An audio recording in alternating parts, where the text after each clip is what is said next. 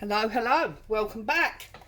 I'm Claire, this is Purple Poppy, and I've brought you along today to have a little look at this journal that I'm currently working on. Now, those of you that have seen my channel before will know that I am on the design team for the wonderful G over at Happiness in Crafting, and each month, the past several months, I have been able to play with one of her wonderful kits and create something to show one way in which her kit could be used, and I've had a wonderful time doing it. However, I do realise that I have a number of pieces, or I did have, of kits that have not been used in the monthly project, because I always print out the entire kit in order that obviously I can show all of it at the beginning of the video. But then there are some pages that just don't get used, so I thought it would be a really nice idea to take all of those spare pages and create a journal. And look, I've managed to create a 2-signature journal. Now, the cover has been made from bits in my stash, and I've got my punch holes ready for sewing a 3-hole pamphlet stitch. And you can see straight away that the cover of each signature is from different beautiful kits. And as you go through, you will recognise, you know, lots of her kits. There are also, and things that I've made with them, there are also bits from my stash.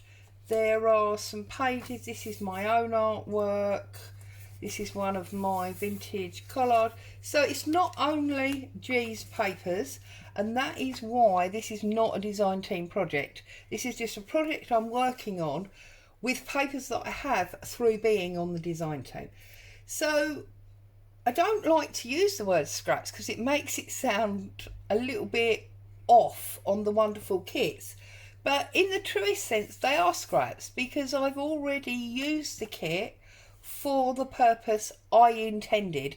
Therefore, the leftover pieces, you know, are in my G box as ready to use for something else. So, I've brought you along because I am working on filling up pockets and things. And I just thought, I'm doing it, might as well, you know, bring you along for the journey, as it were, and we can have a bit of a chat while I'm working and, well, just do a bit of crafting together, basically. So I'm just looking, I think this one, I want to create a pocket on this one. So this is one of the plainer background pieces from one of these kits. So I'm just gonna crinkle with my tear ruler, you know, decal myself a triangle pocket, okay, that's going to sit on there like that. Fits in nicely with the brown in the blue background. And then this is one of the collard sheets that I used recently, so I'm going to pick out some bits and pieces to make a tag to go in there that I'll use from this. I've also got this sheet of the mini embellishments, so I'm going to use some of those as well, and I will obviously use a little bit of cheesecloth, and I've got some crochet pieces up here that I might use a bit of as, you know, some sort of lacy edge.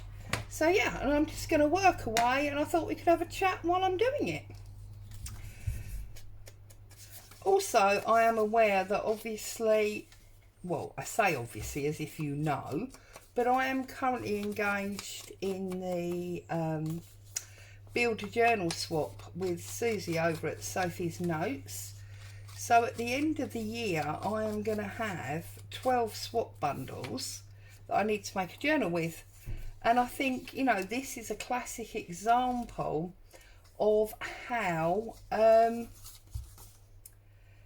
you often find yourself in a situation where you're going to be breaking up a kit or a swap or whatever and putting together pieces that weren't originally, you know, designed to go together. Nothing wrong with that.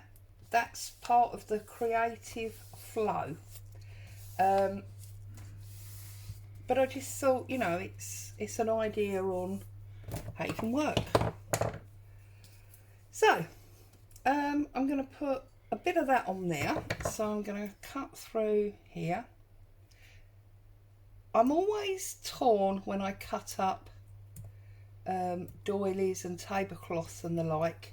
Just think, you know, somebody has spent hours making these things. They're all handmade. But then of course you appreciate that they're just not really fashionable anymore. People don't really use these types of things. So rather than being sad about chopping it all apart, I think we should be joyous in that we're giving it continued life. So there you go. Right, now this is not, I keep saying this is not Beacon 3-in-1. This is Collal, clear Collal glue. It has most of the same properties as 3-in-1, except it is very, very much cheaper.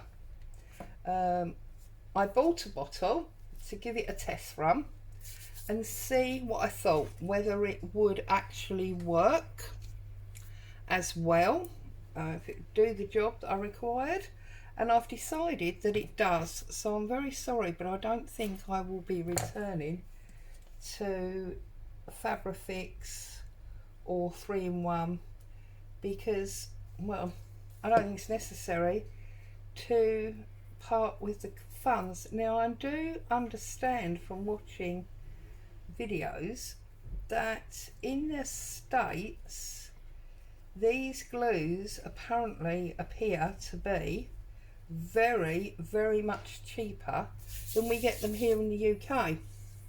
I don't know if that's to do with the shipping, because I believe most of them are actually made in the UK, in the US, and so, you know, shipping them over, etc. I don't know, but I'm afraid I have reached the point where I don't think I can warrant the cost, especially as this glue seems to do exactly the same job for a tenth of the price. Because this true bottle of 3-in-1, when I purchased it recently in the UK from, I believe it was Amazon, cost around £8, and that is, what is it? It's 180 mils, okay? Whereas the bottle of Collal that I purchased, one second and I will show you, whilst it cost almost the same price, because, well, actually it cost slightly more because it was about £9.50, so it cost more as an outlay, but the bottle's 500 mils, so 120, call that, 240, 360, 480. This is 4 times as much volume of glue as this, and yet it costs the same price, which of course means it's a quarter of the price, which means this amount of it cost me about £2 instead of about £8. So yeah, there you go. So I will be sticking to that, but I am cheating by putting it in this bottle because where I bought such a big bottle, it's got a slim nozzle. But then that's the same as this. I've told you many times, this is not tacky glue, this is PVA. But I like the nozzle on the tacky glue bottle. So there you go. Right, now I want to make a tag to go in there. So what I'm going to do is, we've got blues basically, haven't we? So we could use these grapes, they're a form of blue.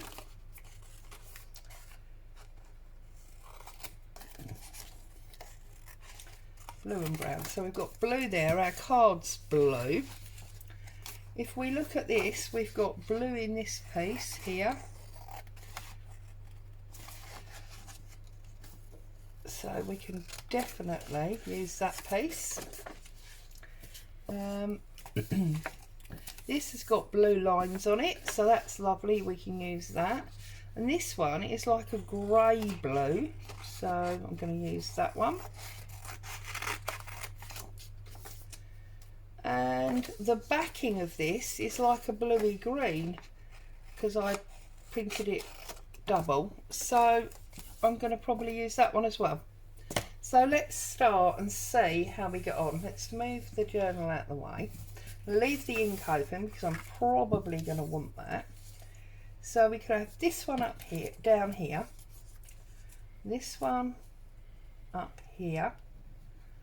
We could maybe have that one there. This one here. And then maybe our grapes up there. Something like that. So let's start with this top corner. Now when I do collage, I do try to go unders and overs, and I'll show you what I mean with that in a minute, because I find, for me personally, and it's only a personal thing, but if you start at one edge of the page and you work your way across, so you sort of start and you just work your way across, if you're not careful, by just laying the pieces down and not doing unders and overs, in my opinion, that's all it is, you can get a mosaic type effect, and I don't like that. So I tend to go under and over, and I'll show you what I mean. So this one we said was going to go on this top corner. Now obviously I'm only making tags here with collage. It's not rocket science. It's very basic stuff. Now that one's actually too thin, isn't it? Should we use a wide piece of that? And I'll use my tear ruler. So yeah, it's only my opinion. You know, you must do what feels right for you.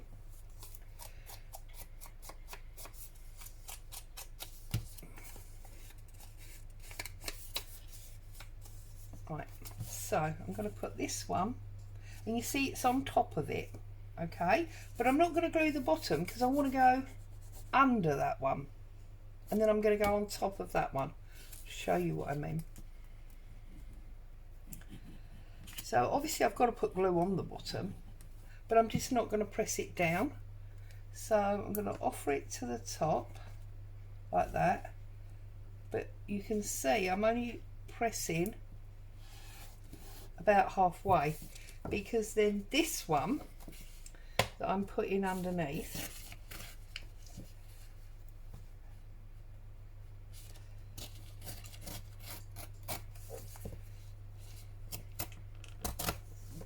this one,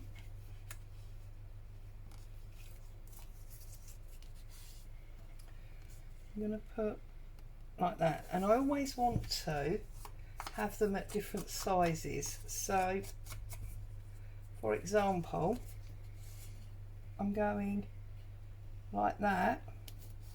Now I'm going to press that down, hold it back, put a bit of glue under there, and then press that one home. So you see I've gone underneath with that one, okay? So that's that. Then I could use this thin piece over there like that, but we'll use the deckled edge side.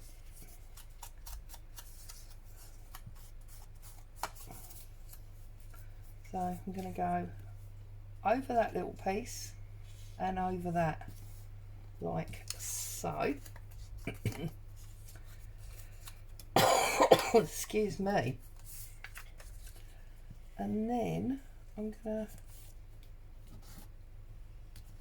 right, let's do this piece first.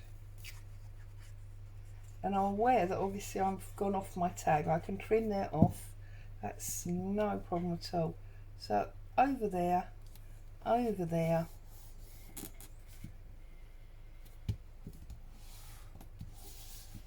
get that covered there. The same, we can trim them, that's not a problem at all. And then what I want to do is I want to trim off my grapes.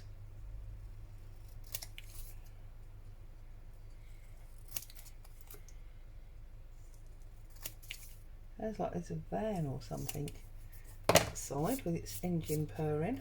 Hope that doesn't make Boo cross. I'm going to start barking in a minute. I'm going to offer that one up there, like so.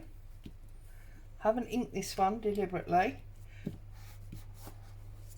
G's already given us a nice dark frame to it. And then I'm going to put this one across the bottom like so. Now what I'm going to do with this one is I'm going to leave that little open blue gap, which I'm not bothered about because I'm going to put a topper on here. So tear that off there, give that a bit of glue there. Okay, I mean this is not rocket science, yeah, this is just collard and tag making. You've all done this many times.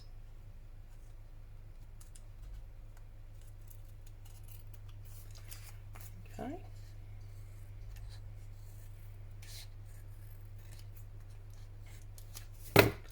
Okay, like so. But now what I want to do is I want to add like a topper on the bottom there. So I've got these little black and white pre-cut images here. So I think I'm going to add that one there. And that definitely covers up my blue piece. Or maybe I've got this lady here and I could cover it up there and then we'd get a lot more. Yeah, I think that might be too big. So I'm going to put a little bit of ink around here first, just a bit, and then I'm going to pop that in my pocket. I will also add a book page or something, some music paper in the pocket. I like to have two things if I can. I'm just going to pop her down there like so. Okay, and then I'm going to do my corners.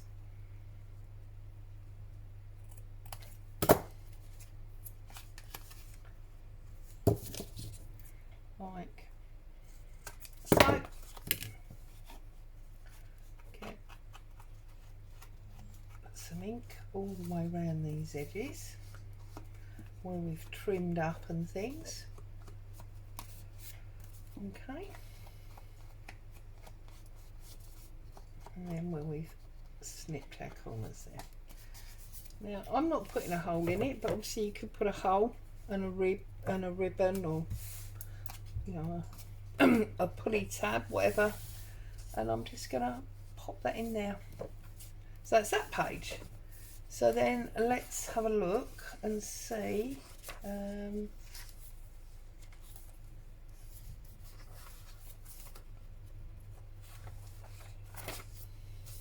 We got some. I'm looking to see if I can, what colours I've got here. That's what I'm looking for, to see how I can bring them in. See, now that one is completely neutral, so I can get away with anything on there. So we have now got a little top corner where we pulled off our bottom corner. So I'm just going to make another tuck spot at the top here using this one, and then I'll do another tag to put in its pocket. Just happily crafting away, really, having a semi-lazy day. There we go. Press that down. That can have a little minute sticking down nicely while we look at what we're going to do here. So any of these will now work, won't they? So I've been wanting to use this pear, so we're going to use this pear, and maybe this lily, although it's got pink in it. Let's use this bird that's got yellow in it. And then we've got this yellow primrose. And then I'm going to use, what am I going to use? I'm going to use that one with the writing. And I'm going to use that one there. And come across there.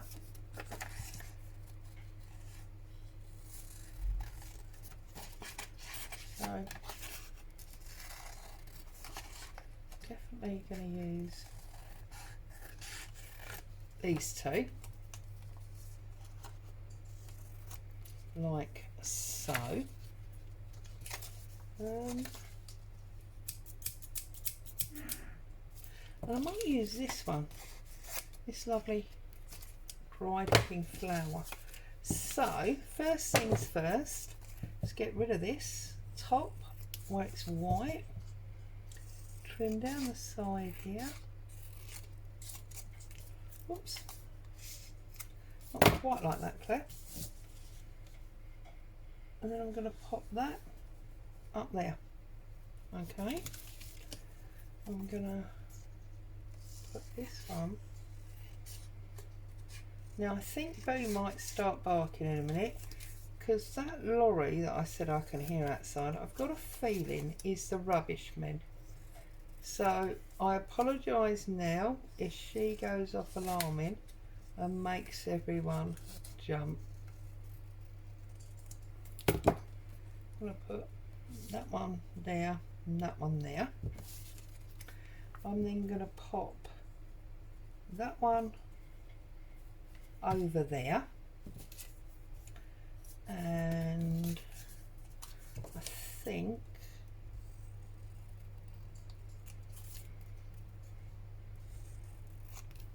I'm going to put the pear across there like that. There we go. And then I need another overlay. What have I got? A little one. Just going through my box of pre-cut pieces, see what I can find that's the right. Oh, what about this lady doing her laundry? That's lovely. So I'm going to do that one there. Do we think that's marginally?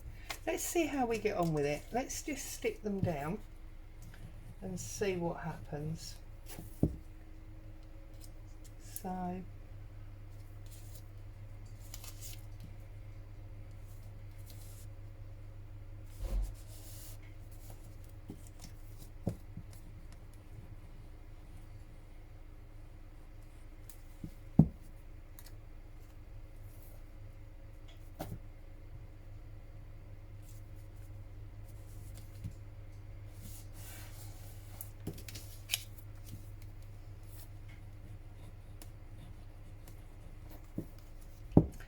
those of you that hadn't noticed, I'm desperately trying to go really quickly and get this done before Madam starts making a lot of noise, because I am 100% convinced now that that is the rubbish man.